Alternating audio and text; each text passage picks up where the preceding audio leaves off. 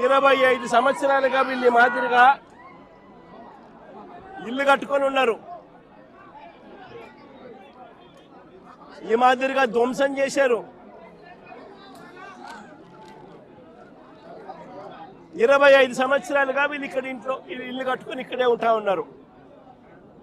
ఓవైపు ఏమో సుప్రీంకోర్టుకు సంబంధించి సుప్రీంకోర్టులో ఈ స్థలానికి సంబంధించి ఓవైపు ఏమో న్యాయ పోరాటం జరుగుతూ ఉంది. సుప్రీంకోర్టులో పిటిషన్ పెండింగ్ లో ఉంది. డిసెంబర్ 31వ తారీఖు వరకు పోలీసులను డిసెంబర్ 31వ తారీఖు వరకు ఈ 42 కుటుంబాలకు సుప్రీంకోర్టు ఊరటనిచ్చింది. డిసెంబర్ 31వ తారీఖు వరకు సుప్రీంకోర్టులో ఊరట పొందిన ఈ కేసులో ఈ 42 కుటుంబాలు ఓవైపున సుప్రీంకోర్టులో కేసు పెండింగ్ ఉండగానే 31వ తారీఖు వరకు ఊరట ఉండగానే ఇక్కడ పోలీసులను అడ్డు పెట్టుకొని ఏకంగా 200 మంది పోలీసులు ఇక్కడ వచ్చి ప్రైవేట్ పార్టీకి మద్దతు తెలుపుతూ ఈ 42 ఇళ్లకు సంబంధించిన బాధితులను నిర్దాక్షిణ్యంగా వాళ్ళ ఇంట్లో ఉండగానే వాళ్ళ ఇళ్ళన్నీ కూడా పగలగొట్టడం జరిగింది. వీళ్ళందరినీ రోడ్డును పడేయడం జరిగింది. నేను అడుగుతా ఉన్నాను, ప్రభుత్వ పెద్దల ప్రమేయంతోనే వారి సహకారంతోనే వారి ఆశీస్సులతోనే ఇంత అకస్మాత్తుగా సుప్రీంకోర్టులో డిసెంబర్ 31వ తారీఖున వరకు గడువు ఉంది అని తెలిసినా కూడా అధికార దుర్వినియోగం చేస్తూ వీళ్ళందరినీ రోడ్డు పాలు చేయడం జరిగింది. నేను అడుగుతా ఉన్నాను ఇక్కడే, అయ్యా చంద్రబాబు గారు, ఈ 2 ఎకరాల 17 సెంట్లకు సంబంధించి వీటి విలువ ఎంత అని చెప్పి నేను ఇక్కడ అడిగా. ఎంతక్క ఇక్కడ దీని విలువ? ₹1 కోటి ప్లాట్ అండి. అందరి ₹1 కోటి పైనే ఉంది. 250 కోట్లు. దాదాపుగా ఈ 2 ఎకరాల 17 సెంట్లు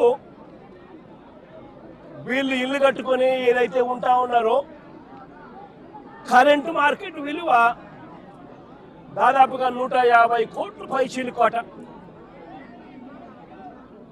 150 కోట్ల పైచిలుకు గల ఈ ప్రాపర్టీకి ప్రైవేట్ వ్యక్తులు దీంట్లోకి ఎంటర్ అయ్యారు. 2016లో, అంటే అప్పుడు కూడా చంద్రబాబు నాయుడు గారు ముఖ్యమంత్రిగా ఉన్నప్పుడే, 2016లో ఒక 1981 సంవత్సరం డేటెడ్గా 2016లో ఒక ఫేక్ సొసైటీ పెట్టడం జరిగింది. తప్పుడు డాక్యుమెంట్లతో 2016లో 1981 డేట్తో ఒక తప్పుడు సొసైటీ క్రియేట్ చేసి మొత్తం డాక్యుమెంటేషన్ అంతా కూడా ఈ 150 కోట్ల ప్రాపర్టీని కాజేయడం కోసం అడుగులు పడ్డాయి. వీరందరూ చంద్రబాబు నాయుడుతో సన్నిహితులు. నారా లోకేష్ గారి ఇన్వాల్వ్మెంట్, లోకల్ ఎంపీ కేశినేని చిన్ని పూర్తిగా ఇన్వాల్వ్ అయి ఉన్నారు. ఇక్కడ కార్పొరేటర్ కూడా జనసేన పార్టీకి సంబంధించిన కార్పొరేటర్ కూడా ఒక ఆయన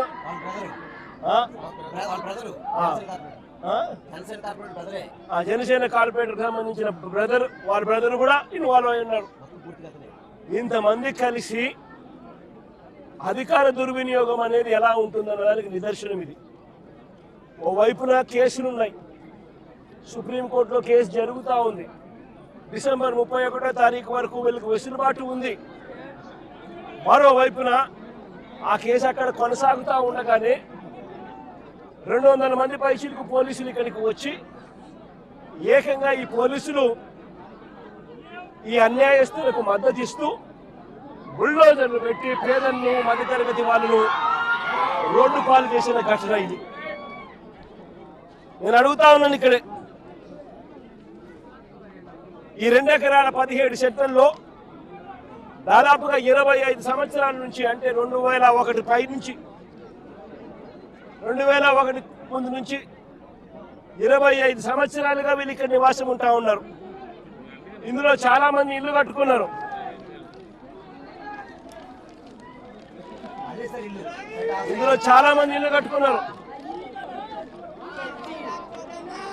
ఈ ఇంటికి సంబంధించి, ఈ ఇళ్లకు సంబంధించి Vijayawada municipal corporation building plan approvals ఇచ్చినారు.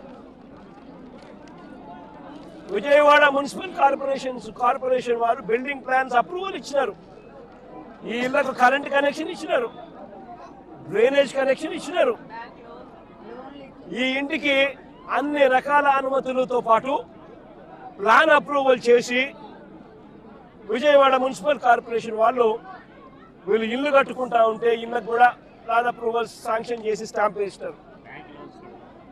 మరోవైపున బ్యాంకులు వాళ్ళు డ్యూ డెలిజెన్స్ పూర్తి చేసి వీళ్ళందరికీ లోన్లు కూడా ఇచ్చినారు. ఇక్కడ ఉన్న వాళ్ళు దాదాపుగా ఒక్కొక్కరు 20 లక్షలు 25 లక్షల రూపాయల పైన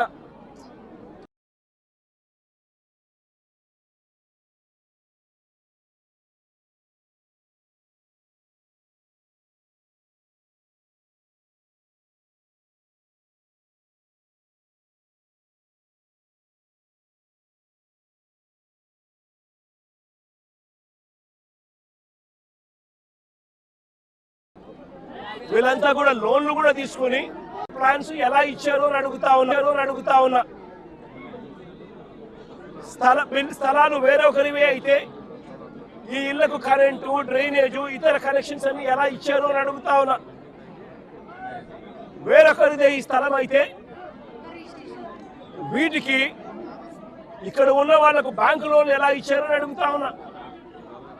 రిజిస్ట్రేషన్లు చేశారు, బిల్డింగ్ ప్లాన్ అప్రూవల్స్ ఇచ్చారు, అన్ని రకాల పర్మిషన్స్ ఇచ్చినారు.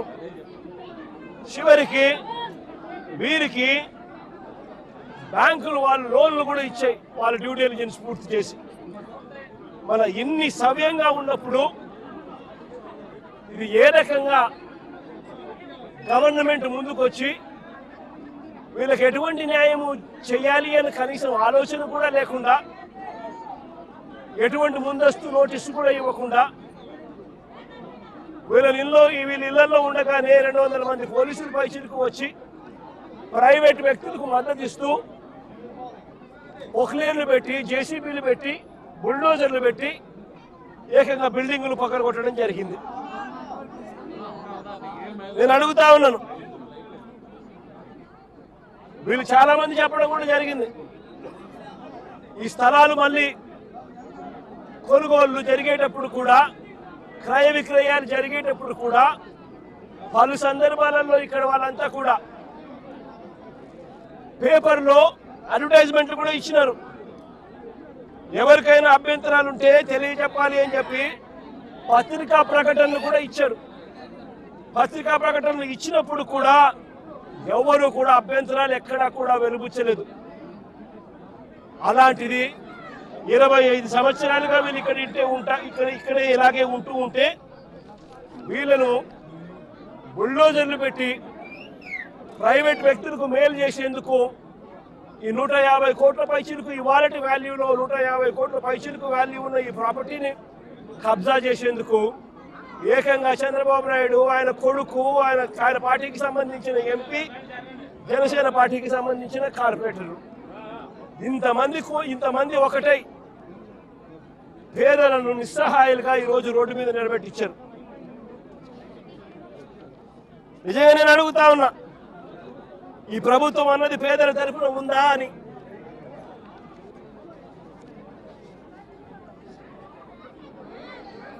ఎక్కడైనా ఎప్పుడైనా కూడా ప్రభుత్వం అన్నది చేయాల్సింది ఏమిటి? ఇటువంటి పరిస్థితిలో వచ్చినప్పుడు వీళ్ళంతా వెళ్ళి కంప్లైంట్లు కూడా ఇచ్చినారు. సాక్షాత్తు చంద్రబాబు నాయుడు కలిసినారు. చంద్రబాబు నాయుడు 3 సార్లు కలిసినారు.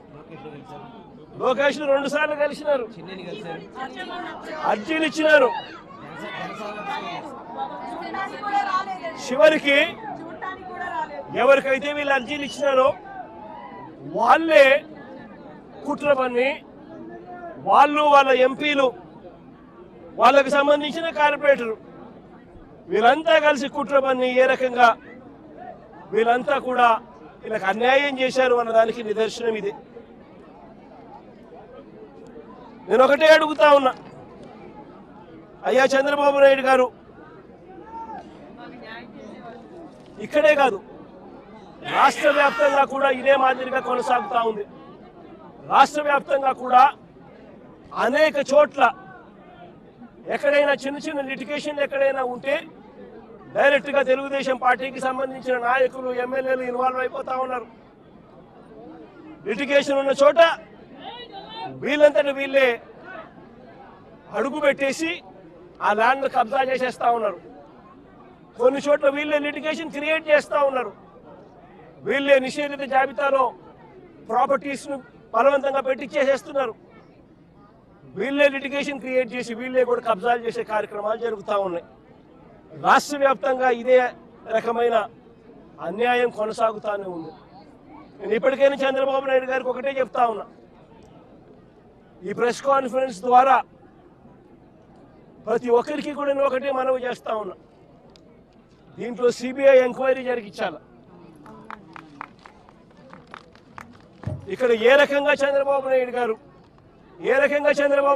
కొడుకు, ఏ రకంగా తెలుగుదేశం పార్టీకి సంబంధించిన ఎంపీ, ఏ రకంగా వీళ్ళంతా కూడా ఇన్వాల్వ్ అయ్యి ఇంక్లూడింగ్ జనసేన కార్పొరేటర్తో సహా ఏ రకంగా వీళ్ళంతా కూడా దీన్ని కబ్జా చేసే కార్యక్రమం చేస్తూ ఉన్నారు అనేది ప్రజలకు తెలియాలి. ఇంతకుముందు చంద్రబాబు నాయుడు గారు ముఖ్యమంత్రి గతంలో ఉన్నప్పుడు 2016లో ఒక ఫేక్ సొసైటీ క్రియేట్ చేసి 1981 డేట్ వేసి ఏ రకంగా పేదల ఆస్తుల మీద, పేద ప్రజల ఆస్తుల మీద ఏ రకంగా కన్నేశారు అన్నది కూడా ఇవన్నీ బయటికి రావాలి. ఇవన్నీ కూడా రాష్ట్ర ప్రభుత్వం కోర్టుల్లో ప్రజల తరపున, పేదల తరపున, మధ్యతరగతి వాళ్ళ తరపున ఆర్గ్యుమెంట్ చేయాల్సింది పోయి, వాళ్లకు తరపున నిలబడాల్సింది పోయి, వీళ్లకు వ్యతిరేకంగా రాష్ట్ర ప్రభుత్వమే స్వయంగా కోర్టులలో వ్యతిరేక అఫిడవిట్లు, వ్యతిరేక పిటిషన్స్ వేసి వీళ్ళకి అన్యాయం చేయడంలో రాష్ట్ర ప్రభుత్వం తన పాత్ర తాను పోషించింది. వీటి అన్నిటి మీద కూడా ఎంక్వైరీ జరగాలి. జరిగి దోషులను, అది చంద్రబాబు నాయుడు కావచ్చు, లోకేష్ కావచ్చు, తెలుగుదేశం పార్టీ విజయవాడ ఎంపీ కావచ్చు, ఇక్కడ తెలుగుదేశం పార్టీ ఇక్కడ జనసేన కార్పొరేటర్ కావచ్చు, వీరందరి పాత్ర మీద కూడా ఎంక్వైరీ జరగాలి. జరిగి నిజాలన్నీ కూడా బయటికి తీసుకొని రావాలి. వీరందరూ కూడా ఎవరైతే నష్టపోయినారో 25 ఏళ్ల నుంచి ఇక్కడే ఉంటున్నారు, ఒక్కొక్కరికి లోన్లు ఉన్నాయి, 20 లక్షలు 25 లక్షల రూపాయలు బ్యాంకుల్లో రుణాలున్నాయి. వీళ్ళని తీసుకొని పోయి ఇప్పుడు నడు రోడ్డు మీద పెట్టారు. వీళ్ళు బతికేది ఎలా? వీళ్ళ లోన్లు ఎలా తీరుస్తారు? రాష్ట్ర ప్రభుత్వం కనికరం చూపించని ఈ పరిస్థితి నుంచి వీళ్ళ పరిస్థితి మారాలి. వీళ్ళందరికీ కూడా ఇమ్మీడియట్లీ ఇక్కడే గవర్నమెంట్ రావాలి. వీళ్ళకి సంబంధించిన లోన్లన్నీ కూడా గవర్నమెంట్ తన రెస్పాన్సిబిలిటీ కింద గవర్నమెంటే కట్టేట్టుగా తీసుకోవాలి. నష్టపోయిన వీళ్ళందరికీ కూడా ఇక్కడే స్థలాలు ఇస్తారా, లేకపోతే ఇలాంటి స్థలమే ఇంకో చోట ఇచ్చి ఇంకో ఇల్లు కట్టించి వీళ్ళకి న్యాయం చేస్తారా అన్నది గవర్నమెంట్ డిసైడ్ చేసుకోవాలి. చంద్రబాబు నాయుడు గారు గట్టిగా ఒకటే చెప్తా ఉన్నా, అయ్యా చంద్రబాబు, నువ్వు కన్నా ఈ కార్యక్రమం చేయకపోతే రేపొద్దున మా ప్రభుత్వం వచ్చిన తర్వాత, వైఎస్ఆర్సీపీ ప్రభుత్వం వచ్చిన తర్వాత ఖచ్చితంగా చెప్తా ఉన్నాను, ఇదే ఎంక్వైరీ మేమేస్తాం. మిమ్మల్ని కోర్టు ముందర దోషులుగా నిలబెట్టడమే కాకుండా వీళ్ళందరికీ కూడా, బాధితులందరికీ కూడా కంటికి రెప్పలా మేమంతా కూడా కాపాడుకుంటూ, వీళ్ళందరూ కూడా ఎవరైతే నష్టపోయినారో ప్రతి ఒక్కరికి కూడా ఆ నష్టంలో ప్రభుత్వం భాగస్వామ్యమై వీళ్ళందరికీ తోడుగా ఉంటుందని చెప్పి బాధితుల తరపున మీ జగనన్న మాటిస్తా ఉన్నాడు అని చెప్పి ప్రతి బాధితుడికి కూడా నేను చెప్తా ఉన్నాను.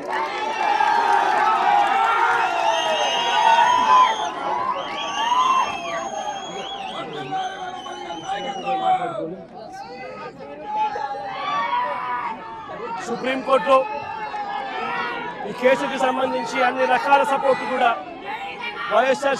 వైఎస్ఆర్సీపీ తరపున న్యాయానికి సంబంధించిన సుప్రీంకోర్టులో కానీ హైకోర్టులలో కానీ వీళ్ళ తరపున ఆర్గ్యూ చేసే దానికోసం లాయర్ల దగ్గర నుంచి ప్రతి ఒక్కరికి న్యాయం తరపున ప్రతి ఒక్కరికి కూడా అన్ని రకాల సహాయ సహకారాలు కూడా కొనసాగిస్తామని కూడా తెలియజేస్తాం.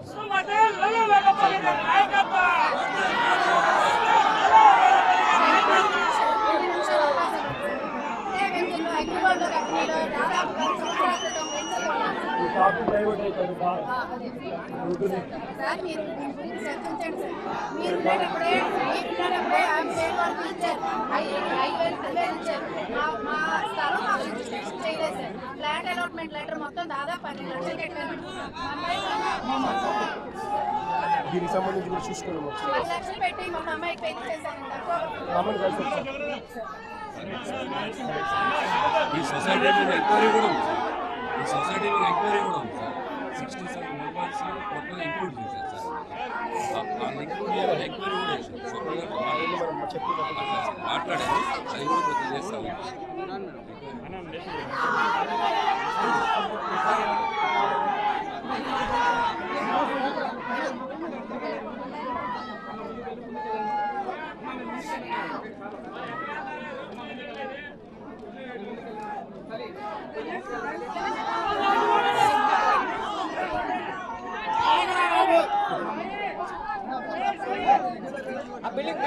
బిల్డింగ్ ఫుడ్ ఏమ్మా మేరీ గారు బిల్డింగ్ ఫుడ్ ఏమ్మా building food I think one should take a look at these things. Some people they have applied in the bank loans and completely these people doesn't have any knowledge about the court. They means court lo advocate unnaru but polluted. They are buying every advocate sir till today. Swapna sir. Sir, we need to fight on review petition sir, which is pending on behalf of Supreme Court. We need to fight sir. That's it. We need to fight sir on review petition. శ్రీరాముని కలిసినావా నువ్వు? Tomorrow morning I'm పోతాను శ్రీరాముని. Supreme కోర్టులో నువ్వు తప్పితే ఎవరు ఢీ కొట్టలేరన్నావా? already lumps of petitions are filed in the high court sir. Supreme కోర్టులో మీరు ఇందులో నుంచి రోడ్ ఇచ్చారన్న, రోడ్ పర్మిషన్ ఇచ్చారు. రోడ్ పర్మిషన్ ఇక్కడ ఫ్లాట్ రోడ్ ఇందులో రోడ్ లేదు.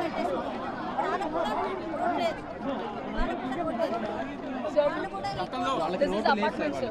This is apartment sir. This is a వాళ్ళకి సర్టిఫికేట్ లేదని పర్మిషన్ రాకపోతే మా ఫ్లాట్లో వాళ్ళు పర్మిషన్ తెచ్చుకున్నారు సార్. ఈ వెనక్కి కూడా 50 ఇళ్ళు ఉన్నాయి సార్. వీళ్ళందరికీ కూడా మా దాంట్లో ఉండే దారి సార్. అన్ని 33 ఫీట్ రోడ్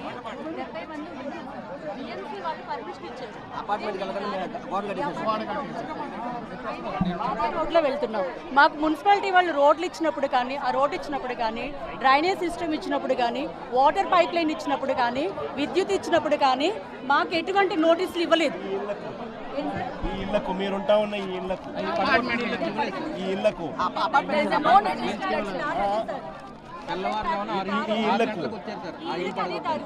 ఈ ఇళ్లకు కరెంట్ కనెక్షన్ ఇచ్చినారు, డ్రైనేజ్ కనెక్షన్ ఇచ్చినారు, బిల్డింగ్ ప్లాన్ అప్రూవల్ ఇచ్చినారు.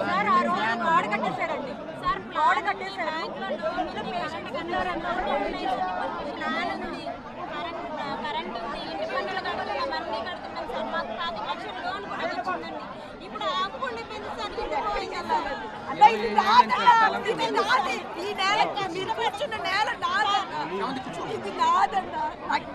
మా పిల్లల భవిష్యత్తు కోసం అని కట్టుకుంటాం సార్. ఇప్పుడు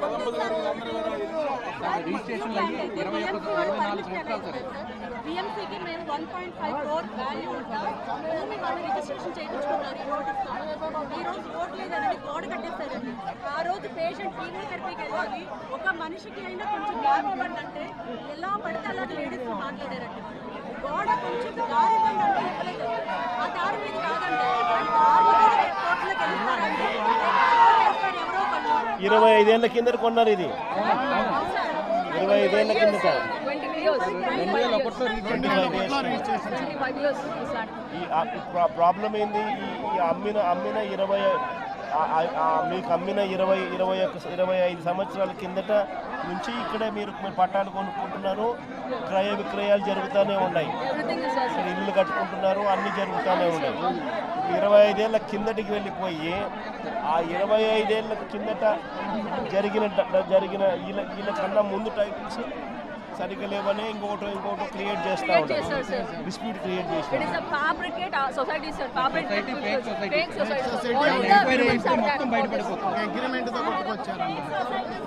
Fake society, sir. Fabricate evidence is there with me. Everything I have recorded. His son who is there, the Lakshmi Cooperative Society, ఎవరు స్థాపించారో ఆయన చనిపోయాడు, వాళ్ళ అబ్బాయి ఉన్నాడు, అట్లే ఉన్నాడు.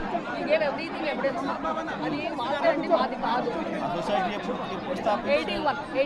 81 sir. This fight is going from Telangana High Court. Telangana High Court is started sir. 81, 82, 83. Coming to Vijayawada 95 this case came sir. Vijayawada court 95 లో వచ్చింది. అప్పుడు వీళ్ళందరూ పార్టీ చేశారు. 2001 లో పార్టీ చేశారు సార్ వీళ్ళందరూ. వీళ్ళందరికీ ల్యాండ్లు ఎప్పటి నుంచి ఉన్నాయి? 25 years నుంచి ఉన్నాయి సార్. 2001 సార్. 2001 నుంచి. దానికన్నా ముందు దాని అగ్రిమెంట్ మీద ఉంది సార్. అగ్రిమెంట్ సార్, అగ్రిమెంట్ మీద ఉంది.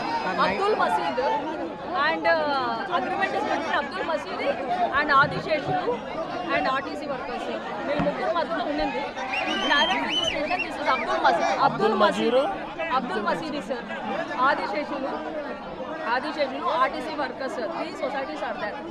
Here Abdul Masjid registration urban ceiling act permission తెచ్చుకున్న తర్వాత వీళ్ళకి అందరికీ రిజిస్ట్రేషన్ అయింది 2001లో.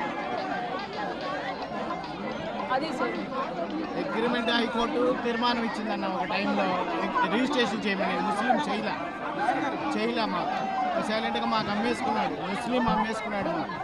ముస్లిం ప్రాపర్టీ వాడికి అగ్రిమెంట్ చేశాడు, మాకు రిజిస్ట్రేషన్ చేశాడు. అదన్న ఫైనల్. మమ్మల్ని హైకోర్టులో ఏంటంటే ఎక్కడికక్కడ వాళ్ళు లంచాలు ఇచ్చారు.